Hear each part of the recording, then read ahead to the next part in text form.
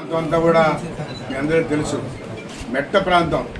ఒకప్పట్లో నీళ్లు లేకుండా వీళ్ళు సజ్జ రాగి వేసుకున్నటువంటి వాళ్ళు. అయితే స్వర్గీయ ఎన్టీ రామారావు గారు ఈ ప్రాంతాన్ని పరిశీలించి ఇక్కడ ప్రాజెక్ట్ నిర్మిస్తే బాగుంటుందనే ఉద్దేశంతో స్వర్గీయ ఎన్టీ రామారావు నిర్మించినట్టు ప్రాజెక్టు కండ్లేరు డ్యామ్. వైసీపీ వచ్చి రాజశేఖర రెడ్డి, జగన్మోహన్ రెడ్డి తేలా. అదేవిధంగా అప్పట్లో స్వర్గీయ నల్లపరెడ్డి శ్రీనివాసరెడ్డి కూడా ఉన్నారు. వీళ్ళందరూ కలిసి ఈ ప్రాంతానికి ఒక డ్యామ్ ఏర్పాటు చేశారు. కాబట్టి ఈ ప్రాంతం అంతా కూడా పుష్కలంగా ఈరోజు మరి వరిపైరు పండించుకొని అందరూ కూడా తెల్లన్నది ఉన్నారు.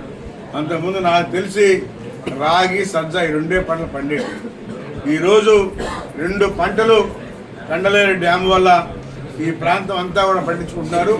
అదేవిధంగా గూడూరు కానీ, సూళ్ళూరుపేట కానీ, సర్వేపల్లి కానీ, మరి ఆ రోజుల్లో డ్రింకింగ్ వాటర్ చెన్నై కంటే వాళ్ళు పైప్ లైన్ తీసుకెళ్లాలంటే ఆ రోజు స్వర్గీయ ఎన్టీ రామారావు ఒప్పుకోల, ఓపెన్గా పెట్టాలనే ఉద్దేశంతో ఈరోజు ఓపెన్గా పెట్టారు. కాబట్టి మన రైతులకు అందరూ కూడా ఉపయోగపడతా ఉంది.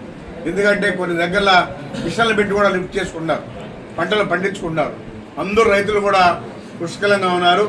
బ్రహ్మాండంగా మంచి ప్రాజెక్టు ఆయన స్వర్గీయ ఎన్టీ రామారావు ఎప్పుడు కూడా మనం పూజించాలని చెప్పని కూడా తెలియజేస్తాడు.